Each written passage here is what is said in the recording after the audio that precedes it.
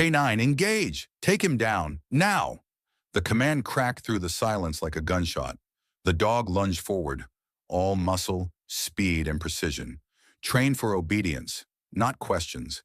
It didn't know the man standing still beneath the sun-bleached war memorial.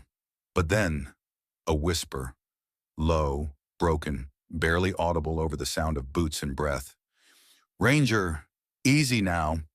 The charging dog froze mid-stride. Its ears twitched. Its eyes flickered. A sound from another life had returned. And then, it crumbled. Dropping to the ground, tail low, it whimpered, crawling toward the man with aching recognition. He wasn't a threat. He was family. And in that moment, the entire country was about to remember a name it had long forgotten. The sun rose without fanfare over the edge of the desert, casting long shadows across the cracked asphalt of Mesa Hollow's main road. It was the kind of town most maps had forgotten. A few weather-beaten buildings, a gas station with one working pump, and a diner that opened more out of habit than business. No one paid much attention to the man who stepped off the bus just after dawn. He didn't say a word. He didn't need to. Joe Barrett carried himself like someone who had spent a lifetime doing things that were never spoken about. His walk was slow but steady, the kind that hinted at once broken bones and joints that remembered too much.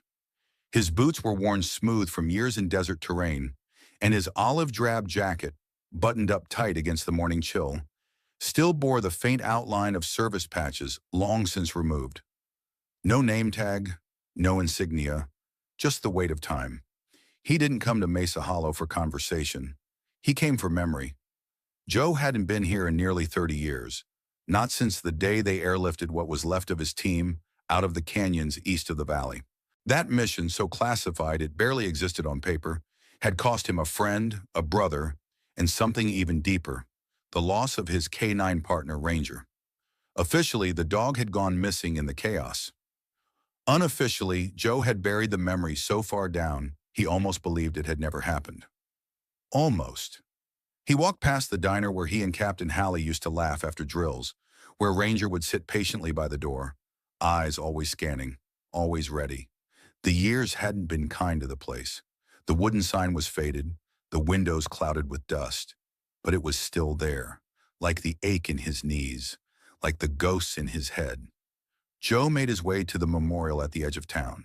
Nothing fancy, just a tall granite obelisk etched with names most people never read. There was no ceremony, no crowd, no speech. Just Joe, the sound of his boots on gravel, and the wind pushing grit across the ground like forgotten prayers. He stood still in front of the stone, letting the silence speak. He didn't come for closure. He knew better than that. Some things never closed. They just changed shape. He came because he'd made a promise to remember. And a man like Joe Barrett kept his promises, even if the world forgot who he was. What the townspeople didn't know, what they couldn't see, was that Joe wasn't just visiting a war memorial. He was coming back to the place where Ranger had been separated from him. The place where loyalty had been tested and fate had stolen something irreplaceable. Joe hadn't told anyone where he was going, not the VA, not his neighbor back in Arizona. He'd boarded the bus with one bag, one photograph folded tightly into a side pocket, and one quiet hope, that maybe somehow returning to this place would bring peace, or at least a moment of stillness. But Mesa Hollow wasn't ready for what Joe's return would stir up, and neither was he. By mid-morning, the heat had already begun to shimmer off the pavement in waves. Mesa Hollow looked as it always had, quiet, slow, and suspicious of anything unfamiliar. The old-timers sat outside the hardware store like statues, sipping coffee from mismatched mugs, their conversations looping back to the weather, crop prices, and which part of town still had working air conditioning. And then they saw him, the man by the war memorial. Joe Barrett hadn't moved for nearly an hour. He stood with his back straight, arms loosely at his sides, eyes fixed on the names carved into the stone. From a distance, he looked like a sentry or a statue himself, too still, too deliberate. His silence was not passive, it carried weight. And in a town where everyone knew everyone's business, a stranger standing motionless by the memorial was more than just unusual. It was unnerving. Mabel Denning, owner of the Mesa Hollow Diner for over 30 years, noticed him first. She just stepped out back to shake the crumbs from the bread baskets when she spotted the figure down the street. Her heart clenched, not from fear exactly, but something adjacent to it. The way he stood there, facing the names, it brought back the face of her son Daniel, who never came home from the Gulf War. For a fleeting second, she almost felt sympathy, but then she noticed the military-style jacket, the heavy boots, the way he kept surveying the horizon with slow, measured turns of the head. Something about him felt off. Not dangerous exactly, but out of place, like a puzzle piece that didn't belong to this picture. And in a town like Mesa Hollow, out of place was enough to raise alarms. She walked back inside the diner and picked up the old rotary phone mounted near the register. With trembling fingers, she dialed the sheriff's direct line. "Sheriff's office," came the voice on the other end. "Mitch, it's Mabel," she said, her voice low but firm. "There's a man standing out by the memorial. I don't know who he is, but he's been out there a while. Just standing, watching. Something's not right." 10 minutes later, Deputy Lane Miller pulled up in a dusty patrol car. Young, freshly minted, and full of the kind of confidence that comes with an unblemished badge. He stepped out with a crispness that looked rehearsed. His mirrored sunglasses glinted in the sun as he approached. Joe didn't move. "Sir?" Miller called out, voice steady but clipped. "Can I help you with something?" Still, Joe didn't turn. His eyes stayed on the memorial, his breathing calm. "I said, sir?" Miller repeated, hand now resting lightly near his holster. Joe finally spoke, his voice dry but unthreatening. "Just paying respects." The young deputy narrowed his eyes. "Do you have ID on you?" Joe turned to face him. His expression was unreadable, neither aggressive nor submissive. "Don't need ID to remember the dead." Miller didn't like that answer. It wasn't hostile, but it didn't follow the script. And when something didn't fit the script in a small town, it became a problem. "I'm going to need you to come with me to the station," Miller said, his posture stiffening. "We'll get everything sorted there." Joe didn't flinch, didn't argue, but neither did he comply. "I'm not breaking the law," he said. "I'm standing on public ground." Miller's jaw tightened. His training hadn't covered this kind of resistance. Polite, firm, and immovable. He reached for his radio. "Dispatch, this is Miller. I've got a possible 1066, requesting backup. Bring the K9 unit, just in case." As the crackle of the radio faded, Joe looked back at the monument. He didn't sigh, he didn't curse, but in his eyes something flickered. Sadness, resignation. He had come here in peace, but now the ghosts of the past weren't the only ones watching. Sheriff Mitchell Brody stood in the dusty doorway of the station, squinting at the sun-soaked street beyond. His deputy's call had come in terse and unsettled. Lane Miller wasn't the type to ask for backup lightly, let alone mention the K9 unit. Mitch tucked the phone back into its cradle and sighed, pulling his hat down low as he stepped outside. The town was too quiet. As the sheriff's cruiser rolled down Main Street, Mabel Denning stood on the diner porch, arms crossed, watching. She didn't say a word, just gave a nod in the direction of the war memorial. Sheriff Brody followed her gaze and spotted him, still standing, still silent. The man didn't even turn to look at the approaching car. Brody parked, stepped out slowly, one hand resting on his belt, not on his gun, but near enough. He was older than Deputy Miller, slower too, but with the kind of wariness that came from seeing too much over too many years. "Sir," he said with authority, "you've got the town uneasy. We'd appreciate it if you came with us to answer a few questions." Joe Barrett remained motionless. "I'm not causing trouble," he said, not defensive, just matter of fact. "I'm here to remember, that's all." Brody studied him for a long moment, the jacket, the boots, the hard calm of a man who didn't bluff. But the moment had taken on a life of its own. People were gathering. Mabel had stepped outside. The twins from the gas station leaned against their truck, arms folded. And across the street, holding tightly to her mother's hand, stood a little girl with chestnut braids and curious eyes. Her name was Lily Henderson. She was only 6, but sharp, her mind a sponge for stories from her grandfather's photo albums. She tugged her mother's sleeve and whispered something. Her mother leaned down. Lily pointed toward Joe. "Mommy," she said clearly, "he looks like the soldier in Grandpa's picture, the one with the brave dog." Her voice wasn't loud, but it cut through the tension like a bell in church. Brody glanced at her, puzzled. So did a few others. Joe's face, up to that point made of stone, flickered, just slightly. A twitch of the brow, a ghost of recognition. But he said nothing. The radio on Brody's shoulder crackled. "K9 en route. ETA 3 minutes." He exhaled slowly. He hadn't intended to escalate this far, but once the machine was in motion, it was hard to stop. Procedures were like that. Impersonal, inflexible. "Deputy," he said over his shoulder, "keep the perimeter clear." A low hum in the distance became audible, tires crunching over dry gravel. A black SUV with military markings rolled into view, flanked by a patrol cruiser. The back door opened, and out stepped Officer Ramirez, the department's K9 handler, lean and efficient, with a Belgian Malinois on a tight lead. The dog's name was Ranger. He looked every bit the part, alert, powerful, laser-focused. A creature made for compliance. No fear, no hesitation. Ramirez gave the dog a sharp gesture, and Ranger stood at the ready, chest out, tail still. Sheriff Brody turned back to Joe one more time. "This is your last chance, sir. We don't want a scene." Joe didn't move. He just looked down, almost imperceptibly, at the dog, and in his eyes, something ancient stirred. Not fear, memory. The crowd shifted uneasily. Ramirez moved forward. The dog's ears twitched, and somewhere behind them, Lily Henderson whispered to her mother again. "Mommy, I think that dog knows him too." Officer Ramirez gave a sharp nod. "Advance!" Ranger surged forward, trained to move with precision and speed. His paws barely made a sound on the dry ground, every muscle taut beneath his tan and black coat. The crowd tensed as the dog closed in. Someone gasped. Someone else backed away. Even the sheriff's fingers hovered near his holster. But Joe Barrett didn't flinch. He didn't step back. He didn't blink. He simply looked down at the dog with eyes that carried decades of battlefields, blood, brotherhood, and loss.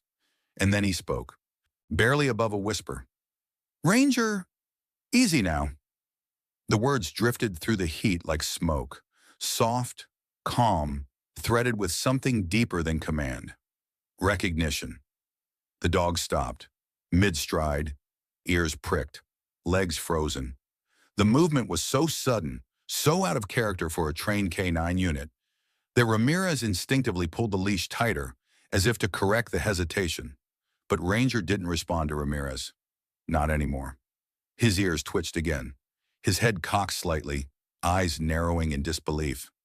Something old had stirred in his mind. Something buried beneath thousands of hours of drills and protocol. Joe took one slow step forward. "I know you hear me," he said quietly, voice thick with feeling. "It's me. It's Joe." The dog blinked. Then something broke, like a dam snapping under the weight of memory. The dog let out a low, uncertain whine. Ramirez stiffened. "Hold!" But Ranger didn't obey. He wasn't responding to training now. He was responding to something older, deeper, something that no badge or command word could override. He took a shaky step toward Joe, then another, and then in full view of the silent, stunned town, the dog, this precision instrument of modern policing, lowered himself to the ground, first his front paws, then his belly, his tail curled beneath him, whimpering. He crawled forward, slow and trembling, until his nose touched the toe of Joe's worn boot. Then he tilted his head up and nudged it, gently, like a child waking a sleeping parent. Joe's knees buckled. He dropped to the ground in front of the dog, one hand reaching out like it couldn't quite believe this was real. "Ranger?" he choked. "God, it's really you." The dog whined again, higher this time, almost impatient, and pushed his head into Joe's chest. The crowd was still. The wind had even gone quiet, as if the desert itself was holding its breath. Ramirez stood frozen, leash limp in his hand, mouth slightly open. Behind him, Deputy Miller lowered his sunglasses slowly, as though needing to see it with his own eyes. Sheriff Brody stepped forward, voice lowered. "Ramirez, what the hell's going on?" Ramirez didn't answer. He couldn't, because in front of them all, the dog, Mesa Hollow's elite canine asset, had just broken every rule of discipline to collapse in the arms of a man no one had recognized, except him. Joe wrapped both arms around the animal, pulling him close, burying his face in the thick fur of the dog's neck. His shoulders shook, not from fear, from release. "I thought I lost you," Joe whispered. "All these years." The little girl, Lily, clutched her mother's hand tighter. "That's the brave dog, Mommy, from Grandpa's picture." Mabel Denning stood on the diner porch, a hand pressed over her heart, eyes shimmering with something she hadn't felt in a long time. Hope.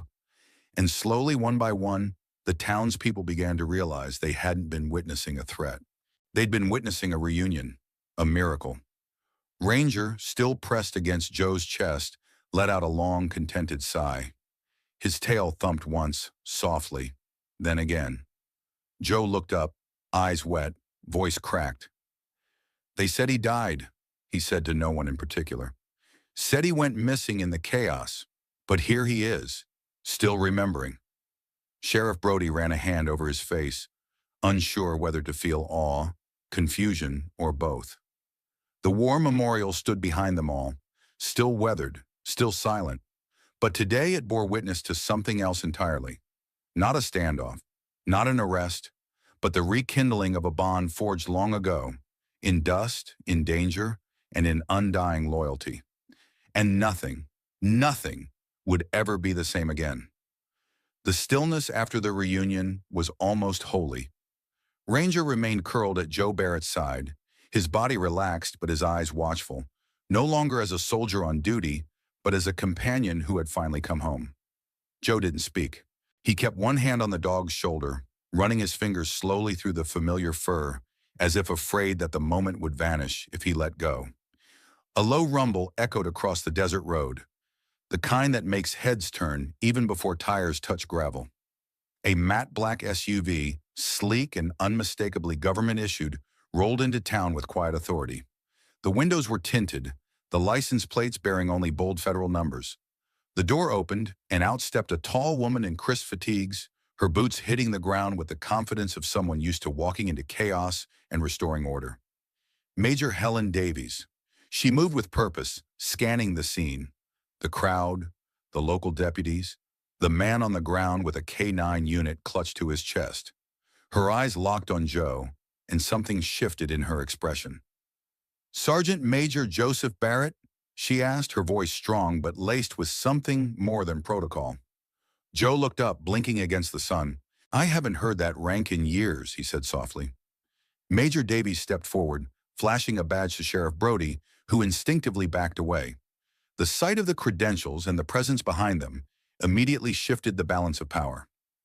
"Sheriff," she said with quiet authority, "I appreciate your concern for safety, but this man is not a threat. He's a decorated war hero, Medal of Honor, Silver Star, served 22 years in Special Operations Command." Deputy Miller's face flushed, the radio still dangling uselessly at his side. Major Davies turned toward Ramirez. "Is that dog registered as K9 Ranger, badge number 7 Bravo X-ray?" Ramirez nodded, confused. "Yes, ma'am, but we call him Ranger now. He was reassigned after his original handler was declared MIA. She tapped her secure tablet, and the screen flickered to life. Data streamed down in precise military formatting. She scanned it, then held it up. "Crosscheck confirms it. This is K9 Ranger, formerly registered as Valor, assigned to Sergeant Major Barrett under Combat Unit Echo 17, reported lost after an IED strike during a Black Ops evacuation in Kandahar." Joe looked down at Ranger, no, Valor, and swallowed hard. "We got hit. Hard. Last I saw of him, he was dragging another man out of the wreckage. I thought he didn't make it." Major Davies' voice softened. "He did. Barely. And he never responded the same to any handler after. Always restless, always searching." Ramirez stepped forward now slowly, as if seeing the dog with new eyes. "I thought he was just intense, like something was missing." "It was," Major Davies said, "his partner." The crowd had grown quiet again, but not from fear, from awe. Lily Henderson stared wide-eyed, whispering something to her grandfather. Mr. Henderson, a Vietnam vet who rarely spoke about war, stood a little straighter. He placed a hand on his granddaughter's shoulder and nodded. Mabel Denning wiped her eyes with the corner of her apron. "I knew he wasn't here to hurt anyone," she whispered. That was the look of a man remembering the dead. Major Davies turned to Joe. "Sir, this reunion, it's going to make headlines. I've already sent word to command, but I had to see it for myself first. You're not just a soldier, Sergeant Major. You're a legend. And this," she looked at Ranger, "is the proof." Joe gave a half smile, tired but genuine. "I didn't come here for headlines. Just wanted to say goodbye to a ghost." "Looks like the ghost found you first," Davies said gently. And with that, the truth settled over Mesa Hollow. The man they had feared was not a stranger at all. He was one of the rare few whose loyalty had spanned not just years, but lifetimes. For a brief, golden moment, everything felt right. Joe Barrett sat in the dirt beside the war memorial, arms wrapped around Ranger, his long-lost partner, the dog he thought he'd never see again. Ranger's chest rose and fell against Joe's side, calm for the first time in years. The dog's eyes, once sharp and mechanical in their training, now glowed with something deeper. Recognition, connection, home. But peace has a short half-life when paperwork catches up. Major Davies stepped away from the crowd, speaking quietly into a secure comms line. Her tone remained calm, but the furrow in her brow deepened with every clipped response she received. The kind of words that carry rank, but no heart. Behind her, the sheriff and Ramirez exchanged glances. No one dared interrupt. After several minutes, Davies returned, her expression harder now. She looked at Joe first, not as a fellow soldier, but as someone about to deliver bad news to a man who already carried too much of it. "Sergeant Major," she began, her voice formal again, "I've just spoken with command. They've reviewed the scan data and confirmed the identification." Joe nodded, still kneeling beside Ranger. "And that's that, right? He's mine. We go home." Davies hesitated. "I wish it were that simple." The tone shifted instantly. Ranger's ears perked up. Joe's body stiffened. "What does that mean?" Joe asked flatly. "Technically," she said, K-9 Ranger is still considered government property, classified as an active service asset. He was never formally retired, just reassigned. That puts him under the jurisdiction of Military Working Dog Command. Joe's jaw tightened. "You mean even now, after what you just saw, he goes back into the system?" Davies lowered her voice. "They're dispatching a handler transport team. Expected within the hour. Protocol says he'll be taken for reassessment and most likely reassignment." Ramirez stepped forward, disbelief in his voice. "You can't be serious. That dog hasn't responded like this to anyone. Ever. He was meant for him." "I agree," Davies said, eyes flashing. "But this isn't about what we agree on. It's about rules." A murmur spread through the crowd. The townsfolk, once merely spectators, now leaned forward, emotionally invested. Mabel Denning shook her head, pressing a hand to her chest. Lily clutched her grandfather's hand tightly. "Let me get this straight," Joe said, voice rising just enough to cut the air. "He remembered me. He disobeyed a standing command to reach me, and you're saying you're going to rip him away again because some file says he's not mine anymore?" "I'm saying," Davies replied with difficulty, "that the military machine doesn't slow down for moments like this, no matter how real they are." Joe looked down at Ranger. The dog didn't move, didn't break eye contact, didn't seem to hear any of it. To him, the decision had already been made. "I lost him once," Joe said. "You think I'll just salute and watch it happen again?" Davies looked visibly pained. "You could file an appeal, petition for adoption. There's precedent, but it takes time." Joe's eyes narrowed. "Time? He's waited 10 years, and you're telling me to wait longer after this?" The crowd was no longer just watching. They were bristling. The silence had changed. No longer quiet awe, but mounting frustration. Mr. Henderson stepped forward now, his gravelly voice clear. "That dog saved his life. That bond doesn't belong to the military. It belongs to them." But Davies didn't budge. "I have orders. The extraction team is already en route." A heaviness settled over the group. One by one, eyes dropped to the ground. Even Ramirez, once defiant, looked away. Joe stood slowly, Ranger at his side. "You want to separate us again?" he said, his voice calm but steely. "Then you'd better be ready to drag me away too." Because this time he wouldn't let go without a fight. And somewhere in the distance, the sound of helicopter blades began to stir the air. As the sound of helicopter blades grew louder over the mesa, a quiet desperation settled over the crowd. Ranger stayed pressed against Joe Barrett's side, oblivious to the logistics, the protocols, the red tape unraveling above him. All he knew was that his handler, the one who had once called him brother in whispers between mortar fire, was here, and he wasn't letting go. Major Davies stood tense near the war memorial, eyes fixed on the horizon. The transport team was minutes out. Her orders were clear, but something about the scene in front of her felt wrong. Sacred even. Then from the edge of the crowd, Lily Henderson tugged her mother's arm. "Mommy, did you get it?" Her mother, Jenna, nodded slowly, phone still in her hand. She hadn't meant to record it all, not at first. But something about that moment, when Ranger froze mid-stride and Joe whispered his name like a prayer, had made her lift the phone and hit record. She had captured everything. The hesitation, the whimper, the collapse, the embrace. The video was already uploading. And the caption Jenna typed was simple. "He wasn't a threat. He was family. Raj Ranger remembers." What followed was nothing short of a digital wildfire. Within 15 minutes, the video had reached 5,000 views. By the time the helicopter's shadow crossed the Memorial Plaza, it had surpassed 50,000. The clip spread fast. Veterans groups, military families, animal rescue organizations, and influencers across every platform shared it. People didn't see an old man clinging to a government asset. They saw a soldier reclaiming something he'd lost to war. They saw a dog choosing love over obedience. Hashtags exploded across timelines. Ranger remembers bring Ranger home. Let them stay together. Even celebrities and retired generals began chiming in, tweeting, posting, tagging the Pentagon and Military Working Dog Command.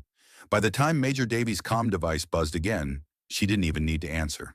Her screen lit up with a single message from Public Affairs. "Hold extraction. Full review in process. Stand down." She exhaled slowly, then turned to the small town gathered before her. "Sergeant Major Barrett," she called out, her tone now touched with a faint smile. "You and Ranger seem to have captured the country's attention." Joe raised an eyebrow. Davies approached him, crouching slightly to reach Ranger, who watched her cautiously but didn't move. "I have new orders," she said. "You're not going anywhere. Not without him." Joe's throat tightened. "Are you serious?" "We're initiating an emergency reassignment protocol, effective immediately, K-9 Rangers being retired from active service and remanded into your custody." The crowd broke into scattered applause. Mabel Denning let out a breath she didn't realize she'd been holding. Mr. Henderson clapped once solemnly. Lily, grinning wide, looked up at her mom. "Did we help?" Jenna laughed through tears. "We helped." Joe knelt again, one hand on Ranger's collar. "You're coming home, boy." Ranger let out a soft, low bark, like he understood every word. And just like that, the rules bent to something bigger. Not paperwork, not orders, but the voice of a nation, standing behind a man and his dog. Mesa Hollow was never quite the same after that day. The man they once viewed with suspicion had become a quiet figure of respect. Joe Barrett never demanded anything. He didn't ask for a parade or a ceremony. Yet the town gave him something more enduring: acceptance. Every morning he returned to the memorial, this time with Ranger at his side, not standing stiff and alone, but walking slowly with the dog trotting faithfully beside him. People began to wave. Some stopped to shake his hand. Others simply nodded, humbled by the man they'd once misjudged. Sheriff Brody approached Joe a few days later under the shade of the diner's awning. His hat was in his hands, eyes steady. "I owe you an apology," he said, voice low but sincere. "I followed the rule book, but I forgot what it was like to look a veteran in the eye and see more than protocol." Joe gave a small nod. We've all got our training, Sheriff. Some of us just have to unlearn it at the right time. Word spread quickly about the idea, Mabel Dennings, in fact, to place a permanent plaque near the war memorial. She paid for part of it herself, though she said donations just kept showing up in the tip jar next to the register. Within a week, the bronze was installed. Nothing elaborate, just a single line etched beneath the names of fallen heroes. For Joe Barrett and Ranger, bonds that never break. The unveiling drew nearly everyone in town. There was no marching band, no guest speaker, just a hush of reverence as Joe stood beside the stone, one hand resting on Ranger's back. Lily Henderson held a small flag and gave Joe a shy salute. He returned it without a word, but the smile he gave her said more than any speech could. Mesa Hollow had learned something that day about loyalty, humility, and what it means to look again before you judge. And in the silence of that small desert town, a bond that had survived war, time, and bureaucracy was finally home. The rush of news crews faded, but Joe Barrett stayed.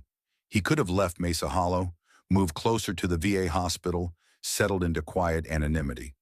But something about this dusty little town, once unsure of him, had changed. It reminded him of the places he and his unit used to protect. Humble, proud, and stitched together by people who still looked you in the eye. Each morning, Joe and Ranger walked to the memorial, not as a ritual, but as a promise. Ranger no longer wore a vest or badge, just a simple collar with the name Valor etched into the leather, a gift from Lily Henderson. Joe didn't talk much to adults, but when children came near, he opened up. They sat cross-legged on the gravel by the stone, eyes wide as he told stories. Not of war exactly, but of teamwork, trust, and the kind of courage that doesn't always involve a battlefield. Service, he told them, isn't just about the uniform. It's about standing up for something bigger than yourself, even when no one's watching. He gestured to Ranger, now gray around the muzzle. This boy here never questioned if it was too hard, too far, or too late.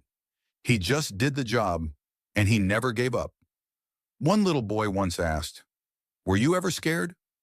Joe smiled. "All the time. But courage isn't about not being afraid. It's about choosing to do the right thing anyway." Ranger would nuzzle closer at those moments, and the kids would reach out, their small hands brushing fur that had once faced bullets and fire. Joe never claimed to be a hero, but in that quiet corner of the desert, with children gathered close and the weight of memory settled beside him, he became something even more enduring. A keeper of stories, a witness to loyalty, a living lesson that some bonds are forged not just in war, but in the daily choice to keep going. And as long as Ranger remained by his side, Joe Barrett would keep showing up. One day, one child, one lesson at a time. Not all heroes return home to fanfare. Some walk quietly among us, weathered, unnoticed, carrying stories too heavy for words. Men like Joe Barrett, dogs like Ranger, they don't seek the spotlight. They don't need it. What they need, what they deserve, is to be remembered. This story isn't just about a dog who remembered his partner. It's about a country learning, again, to look deeper, to pause before judging, to ask, who are we walking past every day without really seeing? In a world moving faster than ever, we often forget the quiet ones, the veterans sitting alone at park benches, the service dogs pacing beside wheelchairs, the names carved in granite and fading in memory. But stories like this remind us that loyalty doesn't disappear with time. It waits, it remembers, and when given the chance, it returns home. If this story touched your heart, if it reminded you of someone you've lost or someone you've overlooked, comment below with "Loyalty never dies." Let's make sure their service isn't forgotten. Let's carry their stories forward. And let's remind each other that true loyalty, whether forged in battle or silence, always finds its way back. Thank you for watching. Please like, subscribe, and share this story with someone who needs to be reminded. They are not forgotten.